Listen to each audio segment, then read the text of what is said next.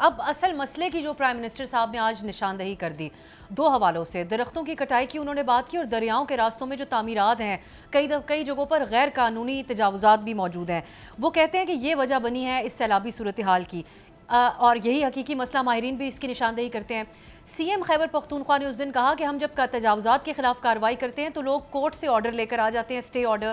اب ہم یہ دیکھتے ہیں کہ جو ایلیٹ ہیں، جو باثر لوگ ہیں، ان کی تعمیرات ہیں دریاؤں کے راستے میں، ہوٹلز موجود ہیں۔ ایک الزام میں آپ کا ذاتی رشتے کا نہیں حوالہ دینا چاہتی پروفیشنلزم کی وجہ سے، لیکن آپ کی پارٹی کے صوبائی اہم ترین عہدیدار ہیں، وفاقی وزیر ہیں امیر مقام صاحب، ان کے ہوٹل کا تذکرہ ہوتا ہے جس پہ عدالتی اسٹے لیا ہوا ہے۔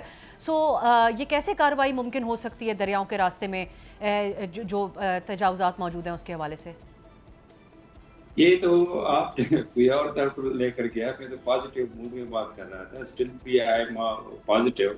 لیکن یہ جو پرائم منسٹر نے بات کی، ایک یہی چیز بھی ہے کہ تجاوزات بھی ہے، جنگل کی کٹائی بھی ہے، لیکن جنگل کی کٹائی جس بہترینی کے ساتھ اس دور میں ہوئے، اس سے پچھلے ہوئے، تو میں نے کبھی زندگی میں دیکھا ہی نہیں ہے۔ جو پولیٹیکل کیریئر میری ہے 25 ایئرس کی، جس طرح کٹائی اس 1.5 سال میں میں نے دیکھی ہے اور اس سے پہلے 5 سال میں، یہ تو الگ ایک ٹاپک ہے۔